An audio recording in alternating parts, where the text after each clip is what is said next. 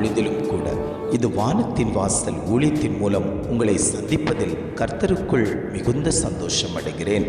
ஆசீர்வாதத்தை நோக்கி எதிர்பார்த்து கொண்டிருக்கிறீர்களா? என் பிள்ளைகளுடைய வாழ்க்கையில் எந்த ஒரு ஆசீர்வாதத்தையும் பார்க்க முடியவில்லையே, பிரயாசப்படுகிறேன், ஓடுகிறேன், தேவ சமூகத்தில் காத்து கிடக்கிறேன், ஆனாலும் என் வாழ்க்கையில் எந்த ஆசீர்வாதத்தையும் பார்க்க முடியவில்லையே என்று தேவ சமூகத்தை நோக்கி பார்த்து கொண்டிருக்கக்கூடிய அநேக ஜனங்கள் உண்டு. ஆண்டவர் சொல்லுகிறார், நான் உங்களை பலப்படுத்தி உன்னை நான் ஆசீர்வதிப்பதற்கு சித்தமுள்ளவராய் இன்றைக்கும் நான் உங்களோடு கூட இருக்கிறேன் என்று இன்றைய காலை பொழுதில் ஒவ்வொரு குடும்பங்களையும் பார்த்து ஆண்டவர் வாக்கு கொடுத்து கொண்டிருக்கிறார். இன்றைய காலை பொழுதிலும் கூட ஆண்டவர் நமக்கு தரக்கூடிய நல்ல வார்த்தை என்னவென்றால், சங்கீதங்களின் புஸ்தகம் 147 சங்கீதம் 13 வசனம் இவ்வாறாக சொல்கிறது, உன் வாசல்களின் தாழ்பாள்களை பலப்படுத்தி உன்னிடத்தில் உள்ள உன் பிள்ளைகளை ஆசீர்வதிக்கிறார். வசனம் இவ்வாறாக சொல்லுகிறது, உன் வாசல்களின் தாழ்பாள்களை பலப்படுத்தி உன்னிடத்தில் உள்ள உன் பிள்ளைகளை ஆசீர்வதிக்கிறார்.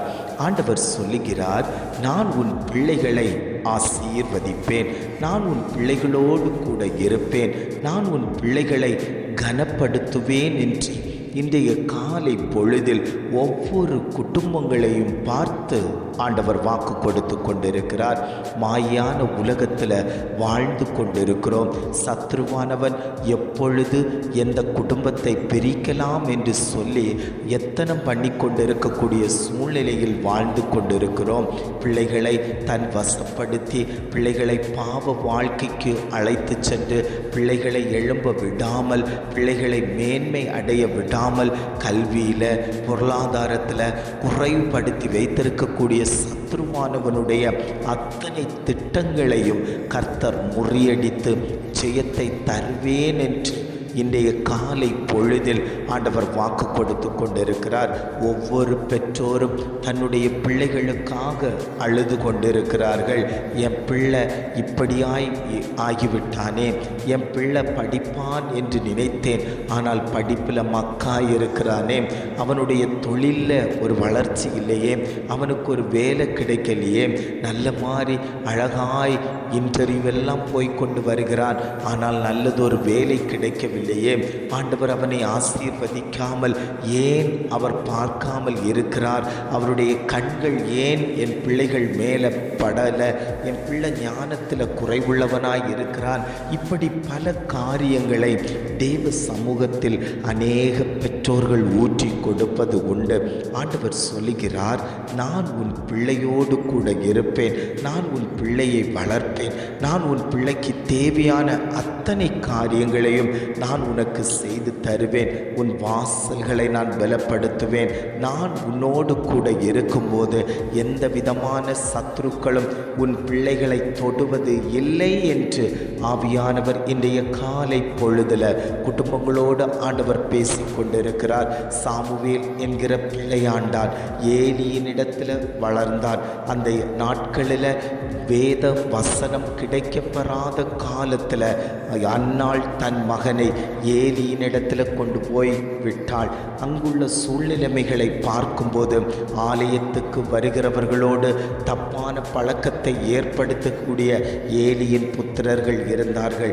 இவைகளையெல்லாம் கண்டு கொண்டிருந்த சாமுவேல் தன் எண்ணத்தில், தன் உள்ளத்தில் கர்த்தரை தேட ஆரம்பித்தான். அவனுடைய பார்வைக்கு கர்த்தர் எல்லாவற்றையும் மறைத்தார். அந்த பிள்ளையை கர்த்தர் வளர்த்தினார். தான் முதல் பெயர் சபா வரைக்கும் அவனுடைய கீர்த்தி பரம்பிற்று என்று வேதம் சொல்லுகிறது. அவனை உயர்த்தி ஆசீர்வதித்த தகப்பன் இன்றைக்கு உங்கள் பிள்ளைகளை ஆசீர்வதிப்பதற்காக நான் உங்களோடு கூட இருக்கிறேன். பிள்ளைகளை என்னிடத்தில் கொண்டு வாருங்கள், அவர்களை தடை பண்ணாதிருங்கள் என்று சொன்ன தகப்பன் இன்றைக்கு பிள்ளைகளுக்காக நீங்கள் போராடி கொண்டிருக்கிறீர்களா? இன்றைக்கு உங்கள் பிள்ளைகளை உயர்ந்த ஸ்தானத்தில் வைக்கணும். என் பிள்ளை கீழிலிருந்து மேலாய் மாறணும்னு சொல்லி எதிர்பார்த்து கொண்டிருக்கிறீர்களா? ஆண்டவருடைய சமூகத்தில் உங்கள் பிள்ளைகளை ஒப்புக்கொடுங்க. ஆண்டவரே, என் பிள்ளை கீழ்ப்படியாமையால் இருக்கிறா, என் பிள்ளை ஞானத்தில் குறைபட்டவனாய் இருக்கிறா, என் பிள்ளை படிக்கிறதில்லை, சொல் பேச்சு கேட்கிறதில்லை, எல்லாரையும் அடிக்கிறான், உதைக்கிறான், அவனிடத்தில் இருக்கக்கூடிய ஆவி என்னவென்று அறிய முடியாதபடிக்கு இருக்கிறேன், என்னால் அவனை திருத்த முடியலை, நான் கர்த்தரிடத்தில் வந்து நிற்கிறேன். ஆண்டவரே, நீர் தந்த பிள்ளை, நீர் தந்த இந்த கர்ப்பத்தின் கனி, இதை நீர் ஆசீர்வதிக்கணும். ஆண்டவரே, நீர் பிள்ளையை உயர்த்தணும்னு சொல்லி எத்தனை பேர் தேவ சமூகத்தில் வந்து நின்று கேட்கிறீர்களோ அத்தனை பேரையும் பார்த்து ஆண்டவர் சொல்லுகிறார், உன் பிள்ளைகளை நான் வளர்த்துவேன், உன் பிள்ளைகளை நான் உயர்த்துவேன், உன் பிள்ளைகள் கீழ்ப்படிய கூடிய பிள்ளைகளாய் அவர்கள் மாறுவார்கள் என்று ஆவியானவர் வாக்குரைத்து கொண்டிருக்கிறார். வேதம் சொல்லுகிறது, கடைசி காலத்தில் மாம்சமான யாவர் மேலும் என் ஆவியை ஊற்றுவேன் என்று ஆண்டவர் வாக்கு கொடுத்திருக்கிறார் அல்லவோ. அந்த ஆவி ஊற்றப்படாதபடிக்கு குமாரர்களையும் குமாரத்திகளையும் வாலிபர்களையும் வாலிப பிள்ளைகளையும் அவன் திசை திருப்பி கொண்டிருக்கக்கூடிய கடைசி காலத்தில் வாழ்ந்து கொண்டிருக்கிறோம். நாம் ஞானமாய் செயல்பட வேண்டும். பிள்ளைகளுக்கு தேவ அறிவை கற்றுக் கொடுக்க வேண்டும். எல்லாம் எனக்கு தெரியும் என்று சொல்லி கொண்டிருக்க முடியாது. பிள்ளைகளிடத்தில் வேத வாஞ்சை உருவாக வேண்டும். ஜெபிக்கக்கூடிய அறிவு உருவாக வேண்டும். தப்பி பிழைத்து கொள்ள வேண்டுமானால் கர்த்தருடைய கரத்தில் அடங்கி இருக்கக்கூடியவர்களாய் நாம் மாற்றப்பட வேண்டும். அவருடைய செட்டையின் நிழலுக்குள் ஆரோக்கியம் உண்டு என்று சொல்லப்பட்டுள்ளது போல அந்த நீதியின் சூரியனை தேடி நாம் போவோமேயானால் நம்முடைய வாழ்க்கையில் ஒரு பெரிய அற்புதத்தை பார்க்க முடியும். உங்களுடைய பிள்ளையினுடைய காரியத்தில் கர்த்தர் அற்புதத்தை செய்து உயர்ந்த ஸ்தானத்தில் உயர்ந்த அடைக்கலத்தில் கர்த்தர் கொண்டு போய் நிறுத்துவேன் என்று ஆவியானவர் வாக்கு கொடுத்து கொண்டிருக்கிறார். எந்த பிள்ளையெல்லாம் ஞானத்தில் குறைபட்டு இருக்கிறதோ அந்த பிள்ளைகளுக்கு கர்த்தர் ஞானத்தை கொடுப்பார்.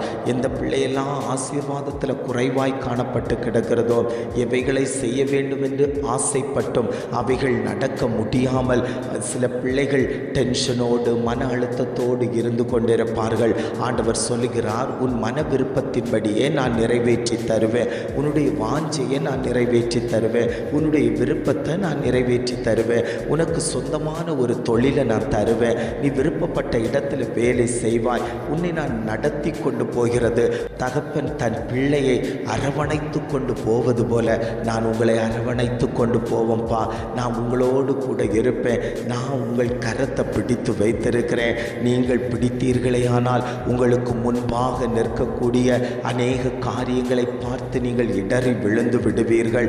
ஆதலால் நீங்கள் விழுந்து விடாதபடிக்கு நான் உங்கள் கரத்தை பிடித்து உங்களை வழிநடத்தக்கூடிய தகப்பன் என்று ஆவியானவர் இன்றைக்கு குடும்பங்களை பார்த்து ஆண்டவர் வாக்கு கொடுத்து கொண்டிருக்கிறார். ஜெபிக்கலாமா?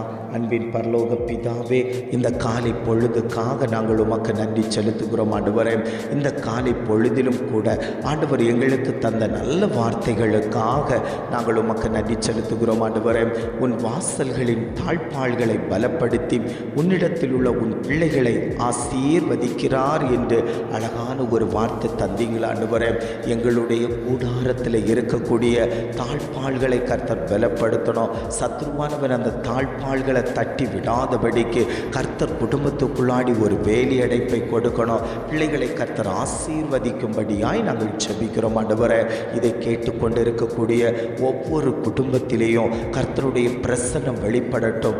அந்தந்த குடும்பங்களில் இருக்கக்கூடிய பிள்ளைகளை கர்த்தர் ஆசீர்வதிக்கும்படியாய் நாங்கள் ஜெபிக்கிறோம். ஆண்டவரே, ஒரு தீமைக்கும் விட்டு கொடுக்காதபடிக்கு பிள்ளைகளை கர்த்தர் உயர்ந்த ஸ்தானத்தில் வைக்கும்படியாய் நாங்கள் ஜெபிக்கிறோம்.